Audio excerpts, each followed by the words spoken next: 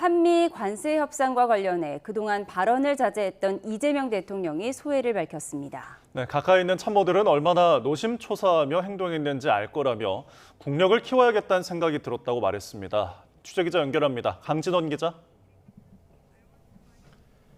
네, 용산 대통령실에 나와 있습니다. 네, 관세 협상 결과에 대한 이 대통령의 입장 전해주시죠.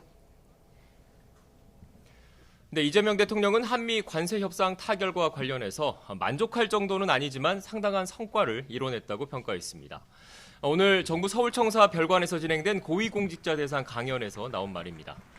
이 대통령은 현지 협상단 등의 노고를 위로하며 국력을 키워야겠다는 생각 또한 들었다고 언급했습니다.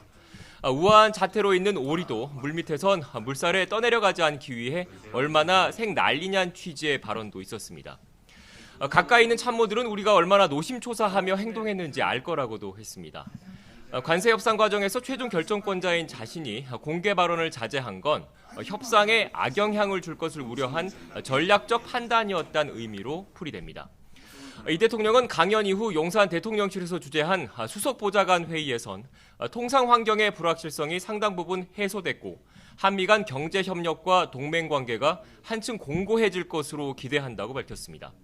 앞서 타결 소식이 전해진 직후 SNS에 올린 글에선 미국 관세를 주요국보다 낮거나 같은 수준으로 맞춰서 동등 또는 우월한 조건으로 경쟁할 수 있는 여건을 마련했다고 강조했습니다. 특히 이번 합의에 포함된 3,500억 달러 규모 펀드의 의미를 설명했습니다. 조선과 반도체, 2차 전지, 바이오, 에너지 등 우리가 강점을 가진 분야의 미국 시장 진출을 돕는 역할을 할 거란 건데요. 이 가운데 1,500억 달러는 조선협력 전용 펀드라며 우리 기업의 미국 조선업 진출을 든든하게 뒷받침할 거라고 밝혔습니다. 네, 대통령실은 이와 별도로 세부 합의 내용을 설명했죠. 네, 그렇습니다. 오전 8시 김용범 대통령실 정책실장이 한미 관세 협상 타결 관련 긴급 브리핑을 열었습니다.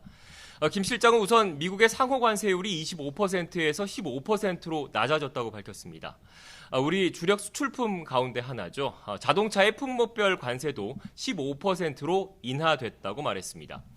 자동차의 25% 품목별 관세를 매기고 있던 미국, 내일부터는 모든 한국산 제품에 25%의 상호 관세를 부과하겠다고 예고한 상태였는데요. 이번 협상 타결로 이를 낮췄다는 의미입니다. 김 실장은 다만 자동차 품목 관세의 경우 15%가 아닌 12.5%가 되는 게 합리적이었다면서 아쉬움을 나타내기도 했습니다. 미국 시장에서 우리 기업과 경쟁하는 일본 자동차는 기존 2.5% 관세에서 12.5%포인트 오른 15%로 합의됐는데요.